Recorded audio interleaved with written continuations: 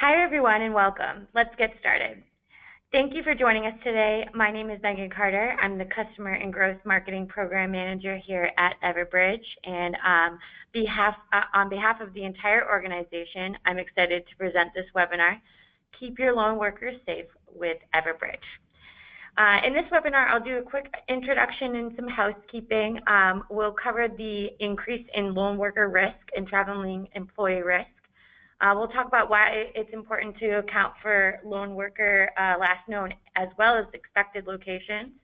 We'll see a lone worker timeline and a traveling employee timeline. And we'll take a look at Everbridge Safety Connection. And after the presentation, we'll have a 15-minute Q&A session.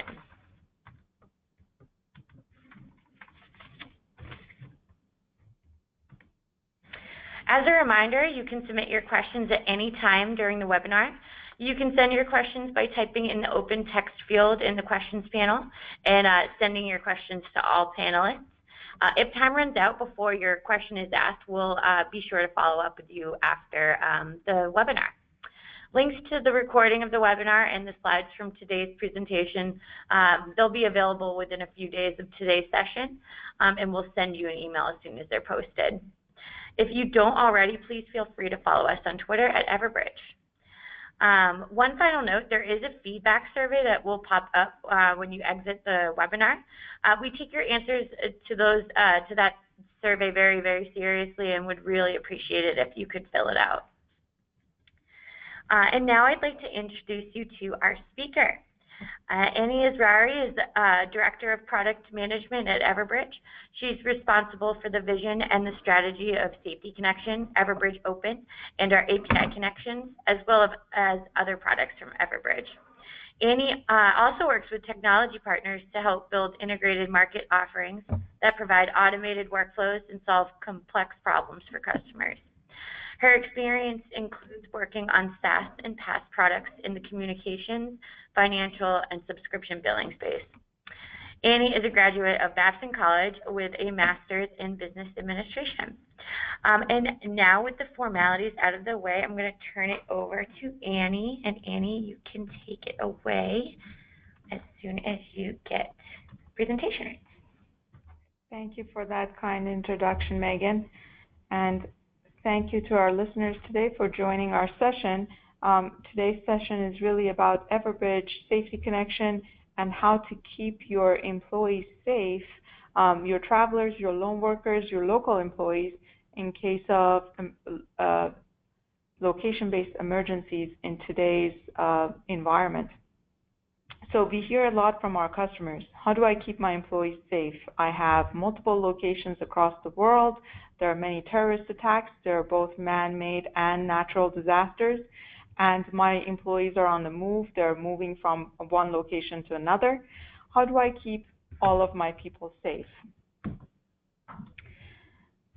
We know that we live in a world of increasing threats.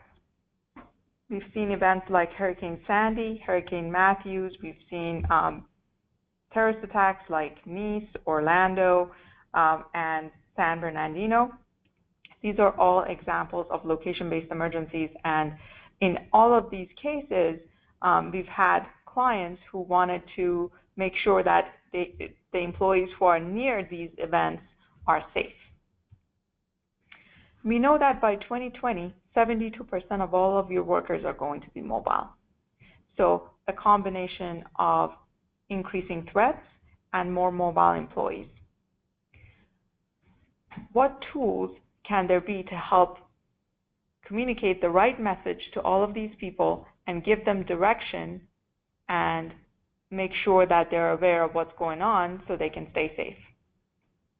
Now, we developed a product for our customers who've been asking for this functionality. These customers had several things in common. They all had distributed teams, large campuses, their employees traveled, they had remote employees, they had lone workers in the field, and lone workers are really employees who are alone. They can be salespeople, they can be nurses visiting patients in their home, they can also be utility and oil and gas workers out in the field working on dangerous tasks Those are all examples of lone workers.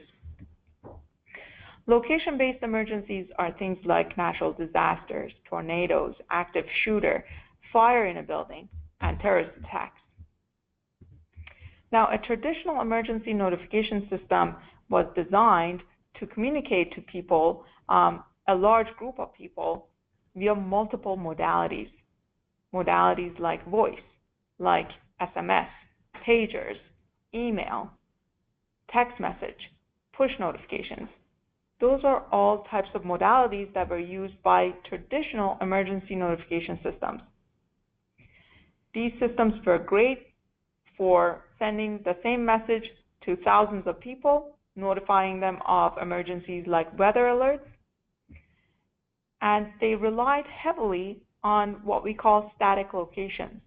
Those static locations are examples of home or office locations of individuals. They don't often change. The reason we call them static is because they tend to stay the same for a period of time. Now, what happens if an employee is not at one of their static locations? What happens if this employee is not at home and is not in their usual office location? This employee may be traveling, maybe visiting customers, maybe working on a problem out in the field. How can we make sure that this employee is safe? At Everbridge, we changed our outlook towards location. We introduced 2 new location types. We always had the static location, and static location came through systems like HR systems, like Active Directory, PeopleSoft. The 2 new location types that we created are last known location, which is where a person is right now, and the other one is expected location, which is where someone is going to be. So by having 3 location types for people, we can make sure that we cover them in most emergencies. In case of most location-based emergencies, we can expand that duty of care to people within the buildings, lone workers, and traveling employees. Now, let's talk quickly about the Everbridge model. Everbridge is a software as a service platform, which means we have a platform of core services. Those core services are the rules engine, the location engine, the contact database, and the notification engine. We also have several products on top that leverage the core services. Now, all of these products have been built with the Everbridge model in mind. The Everbridge model is about the workflow of a crisis or an emergency. When something happens, first you want to assess the situation and determine whether it's going to impact your business, it's going to affect your employees or not. If the answer is yes, if this is going to impact the business continuity or safety of my employees, then I need to locate all the people who may be impacted by this emergency. So I need to find all of my affected people, but I also need to find all the people who have the right skill set, who can quickly resolve the issue. I may also need to keep my executives in the loop, and I may also need to communicate to all of my customers and other stakeholders. Then I want to have escalation paths and my standard operating procedures already defined.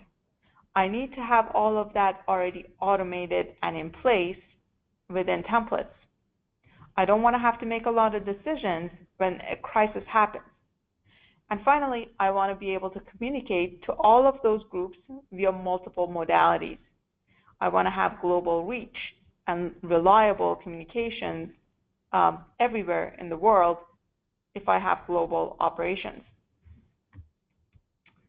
So let's go ahead and take a look at these phases and find out how we can keep all of our employees safe with the Everbridge model in mind. Let's go ahead and take a look at the location sources first. So we have assessed the situation and we have determined that it's critical enough that we want to communicate to our affected people, we need to know their locations. So the last known location comes from 3 different sources. The first source would be our own mobile app. The second source would be the badge access system. A lot of our clients have an enterprise badge access system or multiple badge access systems in place. What they can do is they can use the badge access data to update last known locations of employees. An employee badges into the building, and now we can simply update their last known location to show that they are, for example, in the Burlington office. The third source of location is the network access system. An employee connects to the corporate network with their corporate credentials. Now we can update their last known location to show that they're sitting close to hotspot number 3 on floor number 4 of the Burlington office. So again, for last known location, we have 3 sources: our own mobile app, the badge access system, and the network access system. What can we do for expected location? Where does that come from?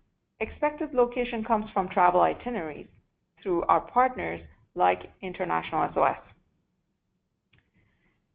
It can also come from room and desk reservation systems. Now, it would help to look at an employee timeline. What happens when there is a critical event in a place where we have traveling employees? Let's take this example into consideration. I have an executive in my company, a chief operating officer.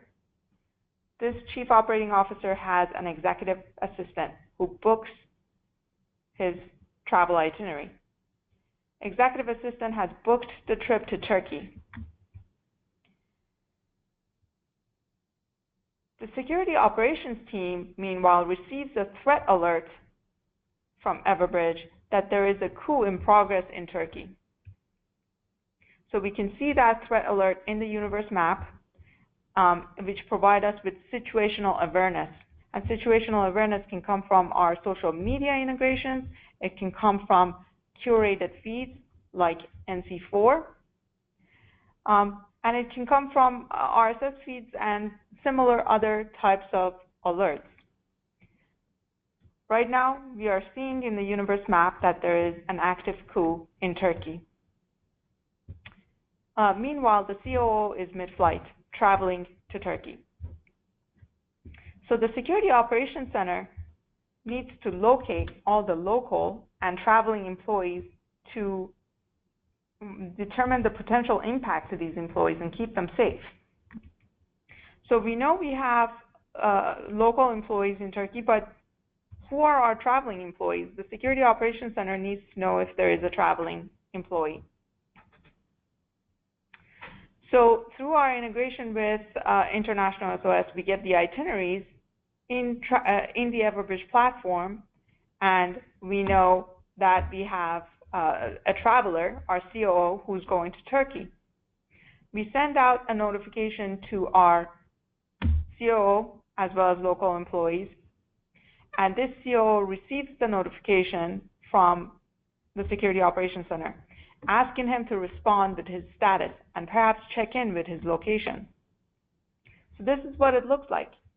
He has received a notification that tells him what's going on. An active military coup is in progress in Turkey, and this may cause risk to him.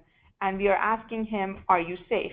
So he has 3 options to respond, and those responses were created by the Security Operations Center, and they are configurable. He responds that he needs assistance. The Security Operations Center receives the COO's response and can communicate again, or can actually contact the travel team and ask them to rebook the COO's hotel outside of town so he won't be impacted by all the activities. Then we can ask him if he needs further assistance. sending him another SMS through the Everbridge platform. And he responds back, no, I don't need any further assistance. At the same time, the Security Operations Center has a responsibility to notify other executives and let them know whether the business is impacted or if we have any employees that may be in harm's way. So they can communicate back to these stakeholders and let them know that they found a traveling employee and they were able to communicate with that employee and rearrange his trip and his hotel. That's a simple timeline of a traveling employee who is affected by a location-based emergency, which would require international communication and two-way response. Let's take a look at a lone worker scenario now. So that was a traveler, and the next example is about a lone worker who's working out in the field fixing a pipe leak. Again, lone workers are basically employees who are completing a task on their own. They can be nurses visiting patients in their homes. They can be technicians for utility or oil and gas companies working on a gas leak. They can also be salespeople traveling to customer sites. Now we understand that these employees can be at higher risk. So we want to provide them with a tool to communicate back to the organization if they need help. Let's go ahead and walk through this timeline. The operations manager gets alerted via Everbridge that there is a pipeline leak somewhere. So they receive a notification that says there's a pipeline leak. Now the operations manager needs to locate the nearest on-call resource that has the right skill set to respond to this incident. So she needs to send out a crew call out. I have a problem, who can come and fix this problem? Basically need to locate the nearest on-call personnel who have the right skill set. So pipeline inspectors get notified. One of them confirms that he can go and check out this leak and perhaps fix it. So the pipeline inspector, after receiving the notification, as you can see on the left, confirms that he's heading towards this location. Pipeline inspector arrives at the location and will start something called a safe corridor. Safe corridor allows the pipeline inspector to check in at regular intervals with his safety code. And if he fails to check in with his safety code, a panic automatically gets initiated and gets sent back to the organization so that someone can check in on him and make sure that he's safe.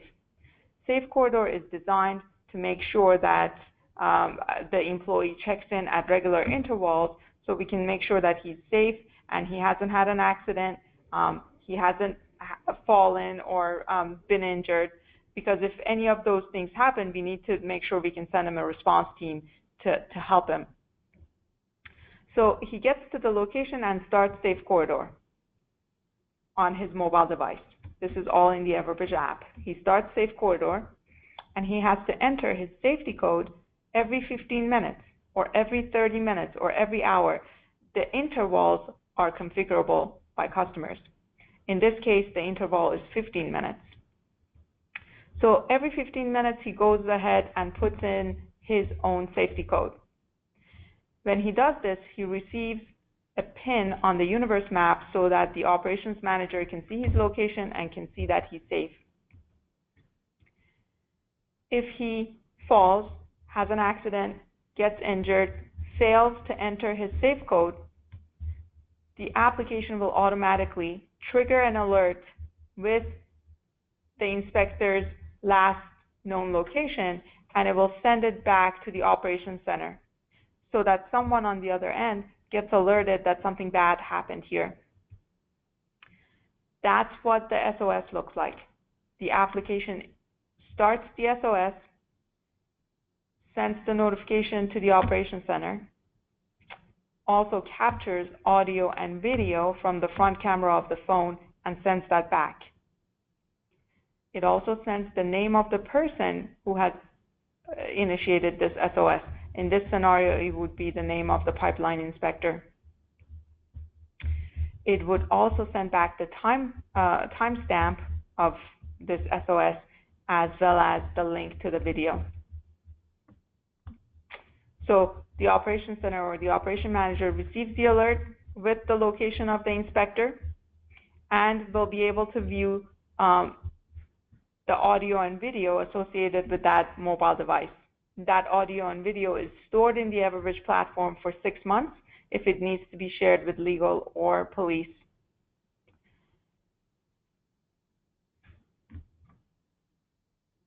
The operation manager at that point can call the inspector and make sure that he's okay. Perhaps he put his phone down and he forgot to put in his safe code, or maybe no, he was really he has fallen and he has gotten injured and he needs help. So in this case, the operation manager can quickly call and assess the status of this pipeline inspector. That was a quick timeline of a lone worker and how the Everbridge app can really help lone workers who may be at higher risk when they're completing tasks by themselves. Let's take a quick look at employee safety within our campuses and our buildings. This is the third use case. So we talked about travelers, we talked about lone workers, and now let's quickly talk about our campuses and local employees. In this example, I have 3 buildings in my campus: Building A, Building B, and Building C. There is an active shooter in Building A near the north exit. Annie's office is in Building C, and Megan's office is in Building A. Annie, according to HR, is in Building C, but today she has gone over to Building A to have a meeting with Megan. People in Building C need to receive a notification that tells them to evacuate the building immediately. People in Building A need to receive a notification that tells them to hide or lock yourselves in a conference room and do not go near the north exit because that's where the gunman is. In this scenario where Annie is visiting Megan in Building A, it's really important to know her last known location, because if she receives the notification for Building C, then she's going to evacuate, and we wouldn't want her to go towards the north exit. So she should really receive the same notification that Megan is receiving, meaning that she needs to hide or lock herself in a conference room. This is why knowing the last known location of individuals is critical. By having location awareness, we can expand the duty of care from within the 4 walls to beyond the 4 walls, because we know that our employees are no longer just within the 4 walls of our office buildings. We may have campuses, and we know that employees are going to go between buildings. We know that they're going to travel, they're going to work remotely, and they may also be working alone in the field. So we want to expand the duty of care to all of these groups and ensure that all of these employees remain safe. They receive the planned standard operating procedures in case of location-based emergencies, and we can successfully automate evacuation and mustering procedures during emergencies and improve the rate of operational response. So have employees acknowledge that they have received the appropriate notification, give them the tools to communicate back to the organization, and also help our response teams collaborate and respond to incidents faster. Meanwhile, we want to do all of that by reliably and globally communicating to all employees across the globe. At this point, I would like to open it up for questions from our audience. Great. Thank you so much, Annie. That was wonderful. Like Annie said, at this point, we're going to move on to the question and answer portion of the session. While I'm taking a look at the questions that are coming in, I'm just going to launch a polling question on your screen. You'll see it pop up. The polling question is, would you like to learn more about how Everbridge can keep your lone workers and traveling employees safe? If you wouldn't mind just answering that question, yes, I would like someone from Everbridge to reach out to me, or not at this time. And as you guys are answering that, I'll move on to Q&A. The first question, Annie, is about privacy, and I know we get this question a lot. How do we address the privacy concern? Mm-hmm. That's a very good question. So we are trying to know the last known location and expected location of employees without invading their privacy. And how we do that is by leveraging the information that our customers already have. Badge access systems and network access systems from corporations already have this location data within these workplaces. So we are not tracking anyone behind their back. Now, as far as the mobile app is concerned, it's a completely end user opt-in. So the end user will opt in to send their geolocation data back to the Everbridge platform, and that location doesn't need to visibly appear to an operator who is monitoring the map. So it can be sent back to the platform and be used for life safety related alerts, but not be visible to an operator on the map. That's great. I know that's a question we get all the time. The other question is about Wi-Fi access. Do you need Wi-Fi to communicate via the Safety Connection app? So does the traveling employee or lone worker need Wi-Fi? Great question. The Everbridge app, the mobile app, needs either your cellular network or Wi-Fi to work, but it uses very little data. So 2G is enough to use the app. Awesome. Okay, and so you said that the app will record video and audio files. Can you download those after for some after action reporting? Great question. We don't provide a download button in the UI, and because we want to make sure that not everyone in the organization can download those videos. The videos are protected by role-based access controls. Only people with the appropriate access are going to be able to view those videos. And if you need to download them to share them with police or legal departments, we can definitely provide that download to our customers who have the right access. Awesome, great. And it looks like this might be our last question. Like I said, if anyone wanted to submit any further questions, just submit it by typing a question into the open text field in the questions panel on your screen and submit it to all panelists. But this last question is about integrations. Can you go into a little bit more detail about what companies we integrate with in terms of badge accessing and in terms of the traveling data and all that good stuff? Sure. So we integrate with almost any badge access system out there because we have a vendor agnostic mechanism which allows our customers to download the badge access events and automate the upload of those events at regular intervals into the Everbridge platform via SFTP. So that's our vendor agnostic approach. However, we also have some out-of-the-box integrations as well. The out-of-the-box integrations are with Lenel OnGuard, which is one of our strategic partners.